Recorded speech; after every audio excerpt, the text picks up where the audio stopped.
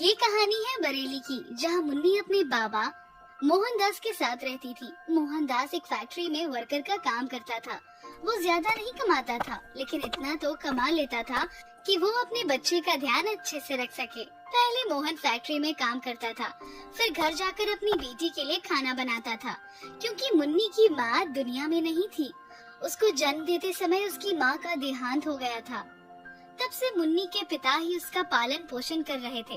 दोनों एक दूसरे के साथ बहुत खुश रहते थे।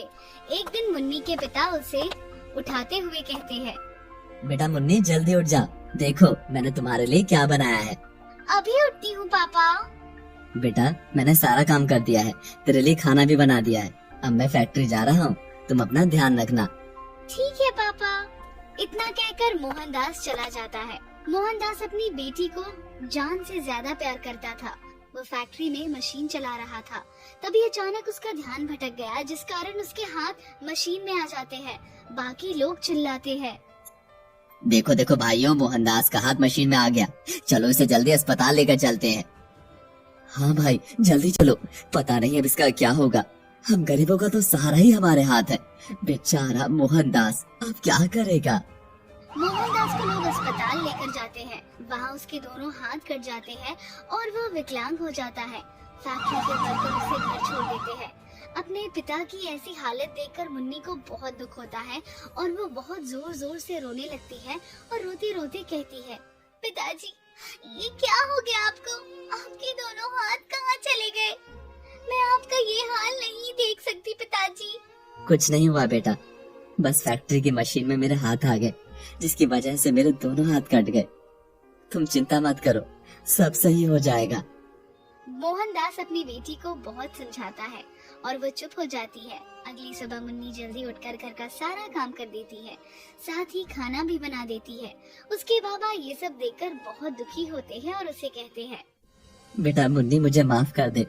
जहाँ तुझे स्कूल जाना चाहिए था, अपना ध्यान रखना चाहिए था, अपनी पढ़ाई लिखाई करनी चाहिए थी, वहीं आज तू घर के काम कर रही है। मैं एक अच्छा पिता नहीं बन पाया। आप कैसी बात कर रहे हैं पिताजी? आपसे अच्छा पिता तो कोई और हो ही नहीं सकता। आप तो दुनिया के सबसे अच्छे पिता हैं। पर पिताजी मुझे कुछ समझ नहीं आ रहा, अब हम दोनों का क्या होगा? जितने भी आपके पैसे रखे थे सारे पैसे खत्म हो गए और अब तो लाला ने भी उधार देने से मना कर दिया है। अब हम खाना कैसे खाएंगे? अगर आपको ऐतराज ना हो तो मैं कल से पास के गांव में जाकर घर घर काम करना शुरू कर देती हूँ, जिससे थोड़ी कमाई हो जाएगी। नहीं नहीं बेटा, तेरे ऊपर तो पहले इतना बोझ आ गया है, मैं तुझे और कुछ नहीं करने दूंगा। तू घर का काम भी करेगी और पैसे कमाने के लिए दूसरों के घर जाकर काम करेगी। ये दिन देखने से अच्छा होता कि मैं मर जाता। आप कैसी बातें कर रहे हैं पिताजी? हम दोनों एक दूसरे का सहारा है और आप ऐसे हार मानने वाली बातें मत करिए। ये समय हमारा लड़ने का है और हम लड़ते रहेंगे। आप चिंता मत करिए, मैं स्कूल भी जाऊंगी, पढ़ाई भी करूंगी और आपका और घर का पूरा ध्यान भी रखूंगी। आपकी बेटी बहुत ताकतवर है, वो सब कर लेगी, बस आप दुखी मत होइए। पर बेटा तू ये सब कैसे करेगी?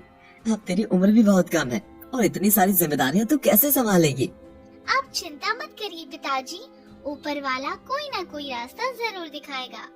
मुन्नी पूरी तरह बैठकर सोचती है और वो अपने मन में विचार करती है, अब होली आने वाली है, लोगों को गुब्बारे खरीदने होंगे, तो क्यों ना मैं गुब्बारे बेचना शुरू कर दूं। इससे घर का खर्च भी चल जाएगा और पापा को दिक्कत भी नहीं होगी। वैसे भी वो नहीं चाहते कि मैं किसी के घर में काम करूं, तो यही सही होगा, मैं गुब्बारे ही बेचना शुरू कर देती हूँ। फिर मुन्नी अपने स्कूल के पास ही गुब्बारे बेचना शुरू कर देती है। गुब्बारे ले लो, गुब्बारे, रंग बिरंगे गुब्बारे, होली का त्योहार मनाओ मेरे रंग बिरंगे गुब्बारे के साथ। ऐसे ही मुन्नी धूप में सड़क किनारे गुब्बारे बेचती है और फिर एक दिन उसके दिमाग में एक तरकीब आती है और वो अपने पास के एक लड़के से कहती है, राजू मुझे पता है तुम्हें होली पर गुब्बारों से खेलना कितना पसंद है। अगर तुम मुझे रोज स्कूल की थोड़ी थोड़ी पढ़ाई करवा दो तो मैं रोज तुम्हें 5 गुब्बारे फ्री में दूंगी। तुम सच बोल रही हो मुन्नी? हाँ मैं बिल्कुल सच बोल रही हूँ। ठीक है, वैसे भी मेरी मम्मी मुझे गुब्बारे खरीदने नहीं देती, तो मैं तुम्हें पढ़ा दूंगा और बदले में तुम मुझे गुब्बारे दे देना। फिर मुन्नी और राजू ऐसा ही करने लगे। मुन्नी राजू को गुब्बारे देती और राजू उसे पढ़ाता था।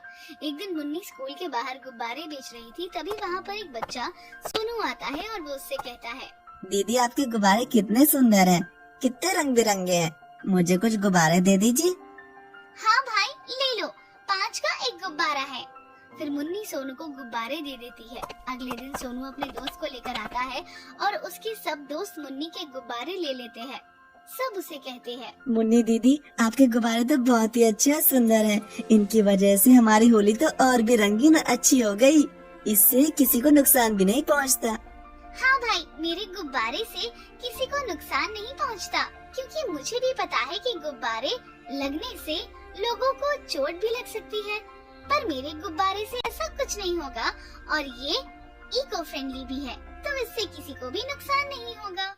मुन्नी फिर ऐसे ही रोज गुब्बारे बेचने लगी। उधर राजू भी उसे रोज पढ़ाता था। मुन्नी रोज पढ़ती थी और फिर राजू अपनी पुरानी किताबें भी उसे दे देता था और बाकी बच्चों को वो गुब्बारे देकर अपना घर चलाने लगी। धीरे धीरे मुन्नी इतने पैसे कमाने लगी कि उसने एक छोटी सी दुकान ले ली और होली का दिन भी आ जाता है तो बाप बेटी दोनों मिलकर गुब्बारे बेचते हैं।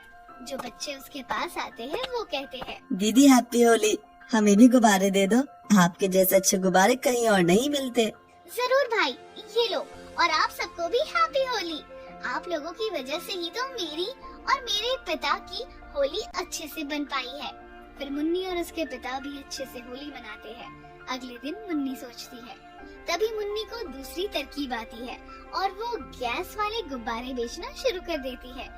फिर वो एक सिलेंडर खरीद लेती है और उसका पिता अपने पैरों की मदद से गैस वाले गुब्बारे में हवा भरने लगे और वो खुद दुकान पर बैठ जाते हैं और मुन्नी को स्कूल पढ़ाई करने के लिए भेज देते हैं। दोनों बाप बेटी मिलकर बहुत मेहनत करने लगे और मुन्नी भी पढ़ लिख कर अच्छी नौकरी कर लेती है। फिर उसके पिता को काम करने की जरूरत नहीं पड़ी और वो अपने पिता का बहुत अच्छे से ध्यान रखने लगी और बहुत अच्छा पैसे कमाने के लिए सब गांव में मुन्नी का नाम हो जाता है कि एक गरीब गुब्बारे वाली ने अपनी पढ़ाई और साथ ही अपने पिता